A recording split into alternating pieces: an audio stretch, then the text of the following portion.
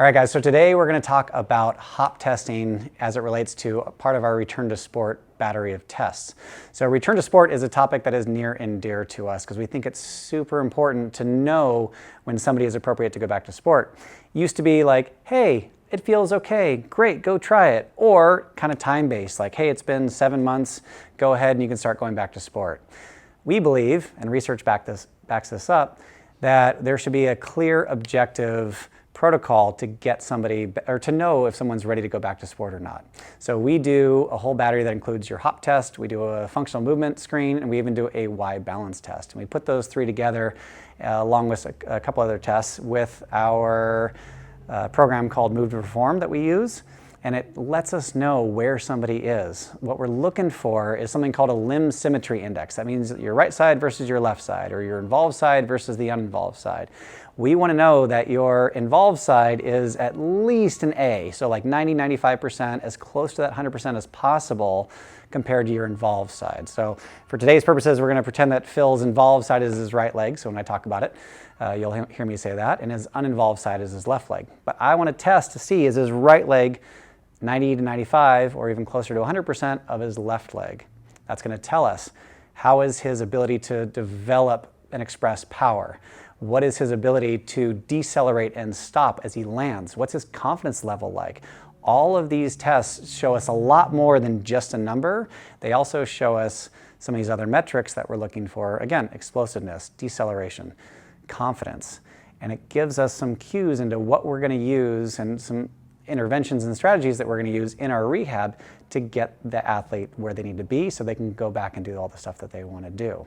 So let's go through the 3 hop tests and we'll see how Phil does. Okay, so we're going to start with our single hop test. So what we're going to do is we're going to check Phil's ability to hop off of one leg and land on that leg, and we're going to check it side to side. For each of these tests, we're going to do 3 trials on each leg.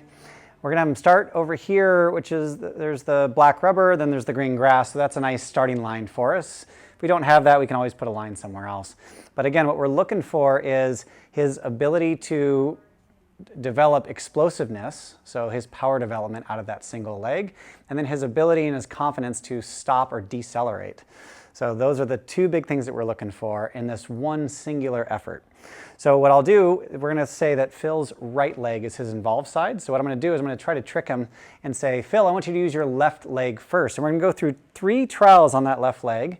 And I want to see, can you start behind that line? You're going to jump out as far as you're comfortable going, and you have to stick the landing. Good. There you go.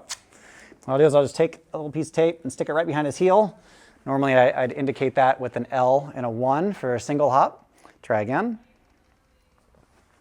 Ooh, it gets better. This is another reason why we do 3 trials. One more time, Phil.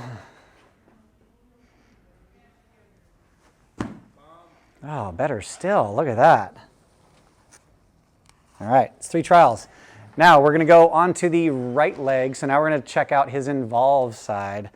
So a lot of times I found that if I start people on their involved side, they just don't make it quite as far. And then they kind of like, then they realize they don't want to beat it. But if they start with their good side, then they're like, oh, I got to try to get that far. So there's a little bit of, I don't know, psychology involved in that. So let's try your right leg. Oh, that was bad. That was bad. It's okay. That's why we get more trials. He's really trying, you can tell. All right, good. Come on, back down. Let's just do 1 more for the sake of the experience. Nice. Okay, good. All right.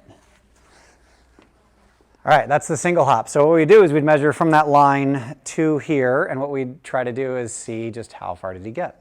Okay, the next one that we're going to do is the triple hop. So what he's going to do is he's going to start on his left leg. He's going to land on his left leg. He's going to go left, left, stick on his left. So it's 3 hops, but 3 continuous hops. So we're not going to stop and balance between each one. He's going to go boom, boom, boom, and stop it. All right, here you go.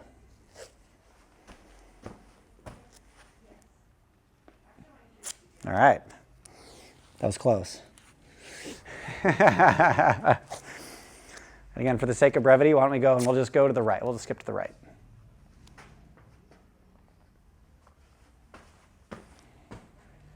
Okay, very good. Okay, so we have our single hop, we have our triple hop. And again, we're going to do the math on those and see how far he gets. So with that one, we're looking to see how much energy he can recycle. So that kind of plyometric. That first one was just power development and boom, he can stick it.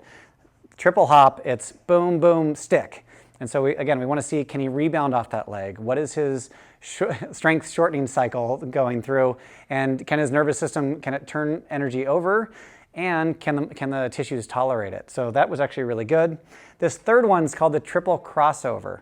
And so the way that we do this here in the clinic is we have this line that runs down because of the difference between the grass and the black rubber. And so what I'm going to have Phil do is he's going to do this little zigzag. And he's going to start on one side, he's going to hop over to the other, back to the other side, back to the other side, and stop. And so what I'm going to have him do is we'll use that left leg first. So I want your left foot to be in line with the grass. So the outside of your foot starts on that respective line. And so you'll go black rubber, green grass, and then black rubber, and then you're going to pause and stop there, okay? All right, let's give it a try and go. Boom, boom, boom. Nice. Okay, and now we're going to do the same thing on the right leg. And again, we would do 3 trials there. Now let's go ahead and go right leg. So the right foot is going to start, correct, on the black rubber side, outside of the foot in line with the line. So you're going to go green, black, green, and go. Nice. And he stuck the landing. Good job. Great. So with this, it's not just a straight, plain, linear movement. There's a little bit of this lateral movement to it as well. So it's giving us that idea about, can he change direction? So when we're looking at ankles, when we're looking at like ACL reconstruction and where they're at and their ability to change direction, that gives us a little bit more indication of his potential sport tolerance. So again, we would go through and we would take a measuring tape, we'd put it down at the end, and we would run all of these. Now, I'm no mathematician, but I can look at these and kind of guesstimate, and everything looks like it's within that like 95 percentile, which is great. That's what we're looking for. And granted, this was just a trial. Phil was taking it easy today. But what we're looking for is can he, or how close is he from side to side, and can that involved side, that right leg, be up to snuff compared to the left in that 90 to 95%, ideally 100%. Sometimes it's even better than 100% because we've been working so hard on that involved leg, but we can't forget the other one too. Right? You got 2 legs, it's part of it. All right, so those are the 3 hop tests.